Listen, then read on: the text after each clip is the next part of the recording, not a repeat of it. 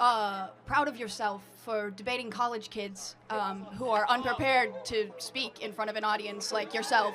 Hold on. You're 30 years old. We can agree you're 30 years old, right? Do you think that's a little bit silly? Are you a voter?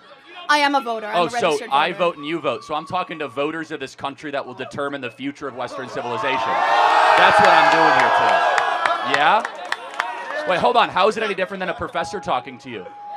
Than a professor talking to you? Who are you? Well, important enough for you to come up to a microphone.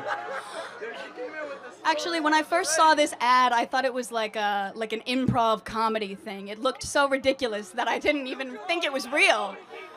Well, no, you could see. Look how popular Trump is on your campus. How does that make you feel? That's not comedy. That is a 5-alarm fire for Kamala Harris, because she's probably going to lose Pennsylvania. Look. But no, I just want to be clear. Is there something wrong with talking to voters? No, there's nothing wrong with talking to voters. Well, that's what we're doing here today. It's an open mic. I think that you push a dangerous agenda. Such as? Your stance on abortion rights, for example. Here we go. Okay, so let me ask a question. What is your name? Jean. Jean. And what is your understanding of the current Republican Party's stance on federal intervention in abortion? Well, I know that they want to bring it back to the states, right? So it sounds like you do know that the Republican Party's current stance on abortion is they're against a federal ban on abortion. I do understand that, and we're talking about a yes. presidential election as the important election that we're talking about here. I understand that, yes. Great. So, again, I think this open dialogue is great. I think it's great you're here challenging Charlie, and I think it's great that he's willing to travel campuses across this country to talk to the next generation.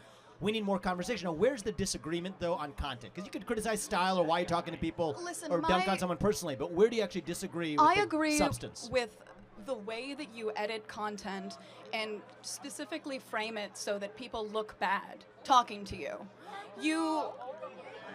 The way that you edit your content. we post unedited content.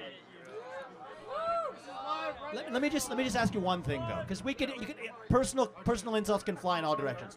Where is an area where you have a disagreement with the conservative movement, with Donald Trump, with Charlie Kirk, perhaps with myself? I was a presidential candidate last year. I think we need to talk about that more in the open, and the more we do, the stronger our country is going to be. We got a long line of people, but I want to hear from you one substantive area where you have an authentic disagreement, and I'd be glad to address it. I'm sure Charlie would too. Just in anything. Relating to any political topic where you have a disagreement. Let's air it. Okay. I disagree with some of the laws that are being pushed in Congress that are against the LGBTQ community and the trans community. Okay, so let's talk about that. I'm going to give you my view, and then I want to hear yours. Okay.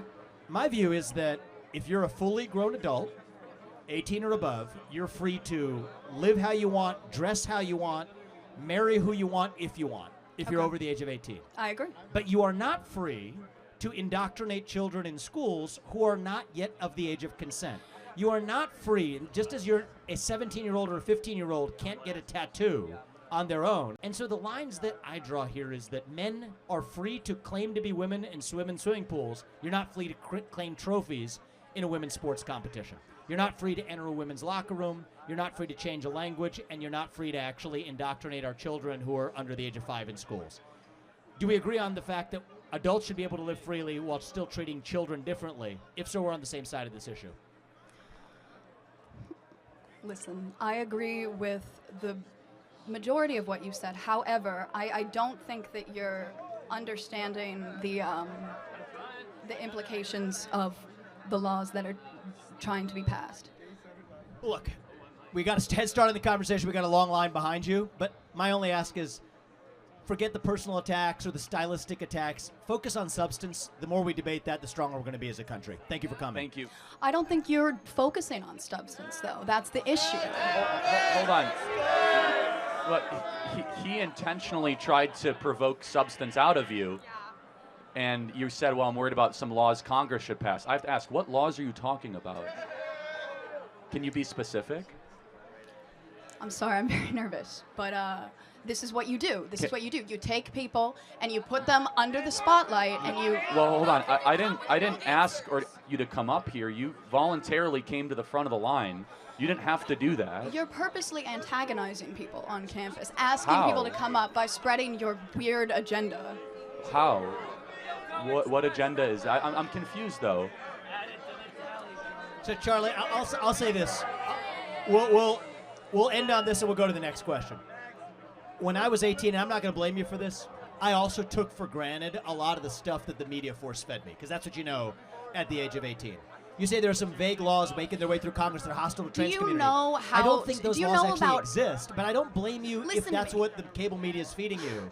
But let's get to the specifics, and then we're able to actually have an open dialogue. And that's one of the things I've learned over the last 20 years. I think that the issue part is of- we're getting our part of media learning from our different country. sources. Both people are getting media from these skewed sources.